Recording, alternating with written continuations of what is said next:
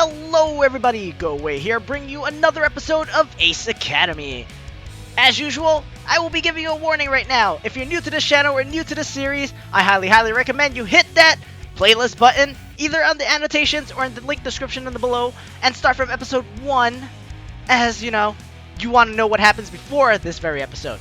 So if you missed the previous episode, just hit the previous button, and it will link you to the video that was previously uploaded. So without further ado, now that the warnings and intros are out of the way, we can start with this episode.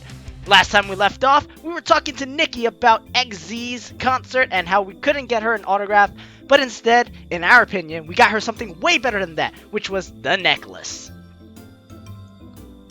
No, XZ himself gave this to me, to give to you. She crosses her arms and raises an eyebrow. Do you really think I'm that gullible? I mean, I didn't really think of it that way. I really did try to get you what you were supposed to be getting. Okay, to be fair, even I wouldn't have believed that story. I can prove it. I pull out my phone and open up the selfie we took before the concert. The medallion is clearly around his neck. Then I flip to the photos during the concert where there is an obvious lack of a necklace. Nikki grabs my phone and pinches in to zoom the images. She swipes back and forth between the photos, over and over and over. When suddenly she leaps up and down, still clutching my phone. Hey, don't drop my phone now. Oh my god, you were telling the truth, I can't believe it! Can we please have the editor split up the words? I know they were trying to make a point. What? Nikki throws her arms around my neck and squeezes me tightly. You're choking me. This is the best! The necklace or me? She plants a kiss on my cheeks before letting go, then slips the necklace over her head. I'm never taking this off. Now that sounds disgusting.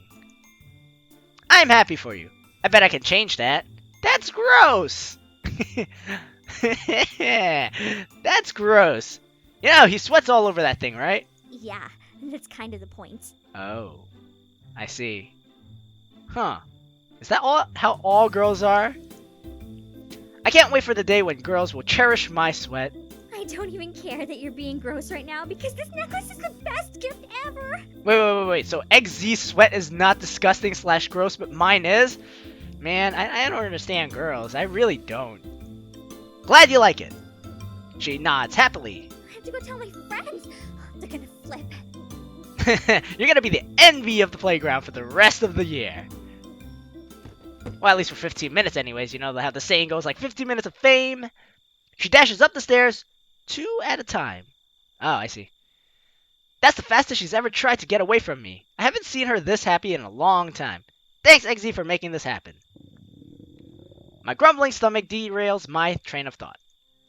I probably should have made better use of all the free food. I mean, there was a whole buffet there. How come you didn't eat more? Oh well, let's go and see what we've got.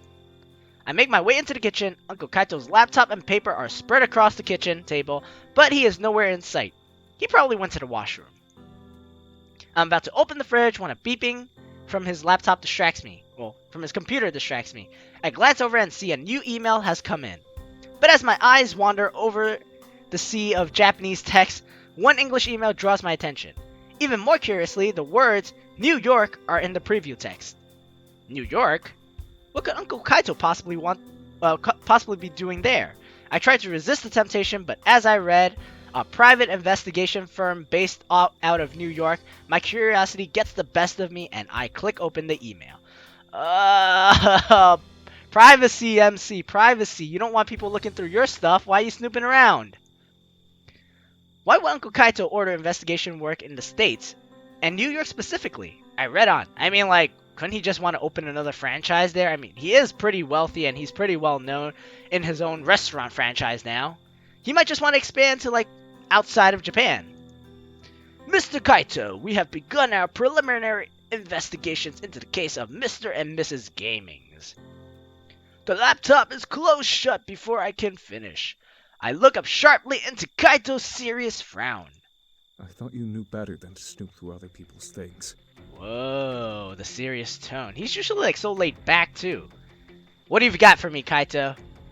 I just saw an email from an investigation firm in New York. Why were you looking through my email in the first place? I know I'm in the wrong for snooping, but I can't let him change the subject. Yeah, we can't let him We can't fall into his pace, you know? We gotta be standing tough, making sure that he does not boss us around, even though he is the owner of this house. Not when it involves my home, my family. The email was talking about Mom and Dad. Uncle Kaito remains stoic. You misread it. No! A growing anger bubbles into my chest.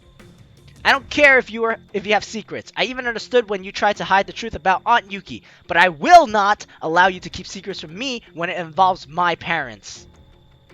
There is no trace of a smile on Kaito's face, and his dark eyes are unusually grim. I search his face, looking for a spark of my goofy, mellow uncle, but he is a mask of a stony silence. Okay. What do you know? What aren't you telling me? After a long pause, he finally speaks. There are some things you are better off not knowing. So you are a secret agent. Is that why you couldn't tell us about what happened last time? Try me. Well, apparently I don't have any other choice, so sure, why not?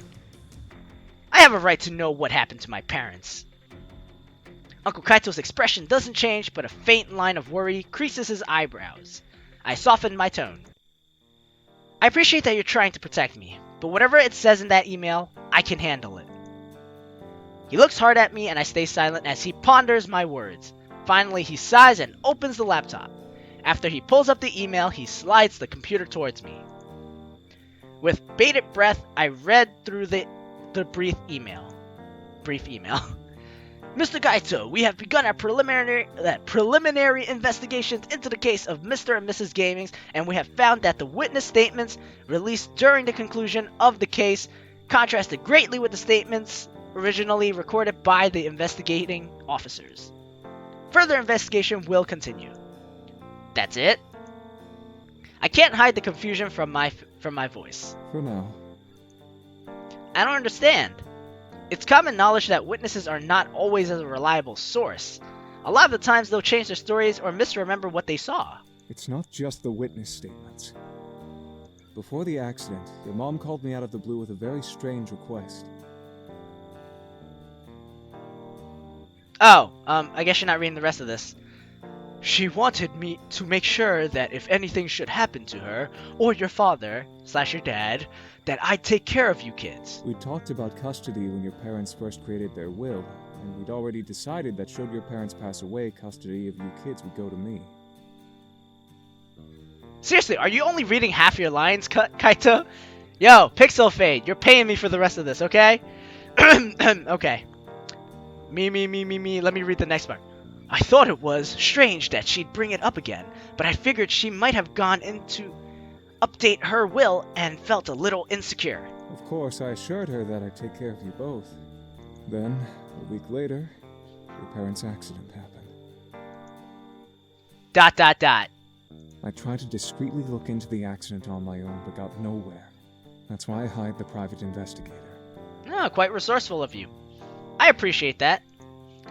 I racked my brain trying to remember the last few days before Mom and Dad's accidents. Were they acting any different than usual? Dad was wrapping up the last few upgrades to my core, but we were both scrambling to finish updates on Eagle before school started. I understand why you wanted to keep this a secret. Uncle Kaito looks relieved. But now that I know about this investigation, I want to be kept in the loop. He nods. I suppose that's fair. Maybe I can help too. I mean, we did live in New York City and I still have some contacts from CNY, you know? CINY. Let's see what the PI comes back with and we can go from there. If your parents were in danger, I don't want you to put your life at risk too. I nod reluctantly. Kaito suddenly looks uneasy. You aren't going to tell your sister about this, are you? She should know. No, she has enough to worry about. It's not my place to tell. Let me think about this. Well, I kind of don't feel like I should tell Nikki, even though we kind of just... We felt like we were entitled for the answer. I feel like Nikki is suffering a lot more, and she's still kind of young and fragile. I know she's a strong girl, but I don't want her to deal with this right now. No, she has enough to worry about. I shake my head. Our parents' death affected Nikki a lot more than it affected me. She puts on a smile and a brave face, but I can see she's still hurting inside. She's made a lot of progress these past few months, and I think she's finally begun to move on and be happy. We shouldn't rock the boat until we know for certain what happened to Mom and Dad wasn't an accident. Uncle Kaito grins in relief. I'm glad we're in agreement on this. Uncle Kaito gently shuts his laptop. I think that's enough excitement for one day. You're telling me, man. He grins jokingly at me. I need to get some work done before you decide to snoop through even more of my emails. Alright, I'm sorry about that, but it just caught my attention. That's my cue to head upstairs. As we part and I head into my room, I try to focus on my homework, but my mind is filled with unanswered questions about Mom and Dad. If this wasn't an accident, then what really happened? Why would anyone want to hurt them? Eventually, I get my work done and head to bed. Then I drift off into a fitful slumber.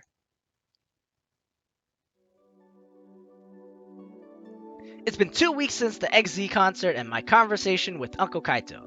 In that time, my team is still undefeated and stronger than ever. Kaori, Sho, Mayu, and I put in extra hours of practice as we prepare ourselves for more difficult opponents. Things have been going amazingly well between Kaori and I. Ever since I showed up unannounced in her room, Kaori has been non-stop sending me health tips and recipes. I can't tell if she's trying to hint at something or if she's just sharing another interest with me. Is she calling me fat? Either way, I use it to my advantage and get delicious Kaori-made bentos whenever I ask for samples of her recipes. I'm sure she's caught on that I just want to eat her cooking, but she doesn't seem to mind. Nikki is up to her usual tricks in the kitchen. When they were short-staffed at the cafe, Nikki finally had her chance to show off her skills as a cook. She impressed the chef so much that she no longer has to spend her time washing dishes. Yeah, Nikki! Yeah! She's finally a cook / chef. Or sous chef. Assistant? I don't know. Of course, with greater responsibility comes longer hours at work. Aww. Do you miss your little sister, MC? Uncle Kaito has been working harder than ever. This last week in particular, he's been leaving the house earlier in the morning and coming home way past midnight. Work must be treating him very well because whenever I see him, he has a bright smile on his face. Yeah, okay, definitely not work. Tonight is one of those rare nights when both Nikki and Uncle Kaito are off work and I have no plans. After devouring the delicious meal that Nikki made, I'm happily nursing my food baby while Uncle Kaito clears the dishes. Nikki sighs heavily and slumps on the table. I can't believe that nobody here really celebrates Halloween. I like her hair up like this more. I don't know why. Ponytail is kind of cute. I think about I think about the Halloween party I'm supposed to attend tomorrow. Yeah, they do. Well, sort of. They don't decorate, though. I sigh wistfully. That's true. Nikki snorts. I bet all you really care about are all the slutty costume parties. What are you talking about? I'm going to one anyway, so it's not like I really care at this point. No, I like the decorations best. Who doesn't miss that? Halloween is lame without candy. Halloween blows. Who doesn't miss that? I sigh happily. I had no idea so many things were sexy. Like a lobster, a rat, a lampshade. What the heck? I plead the fifth. I plead the fifth. Nikki raises an eyebrow. You can't plead fifth in Japan. You know what? She's actually right. We are so screwed. Damn, she has a point. I plead the Japanese equivalent of the fifth. Uncle Kaito sits down and looks intrigued yet confused. Is that really a tradition? Yeah. Yep. Interesting. But that's not even the best part about Halloween. No. Yes, it is. Nikki glares at me. No, the best part about Halloween is pumpkins. Is or are? Come on, guys, make up your mind. Are pumpkins is pumpkins. Alright, guys, we're hitting close to that 15-minute mark. As usual, thank you all for joining me, and if you like the content I've provided, please hit that like button. And as usual, if you want to keep up with my latest uploads, as I do upload every single day, consider hitting that subscribe button so you're up to date with my latest content. And as always, as I've said like 3 times already, thank you all for joining me, and I will see you in the next episode of Ace Academy. Goodbye, everybody!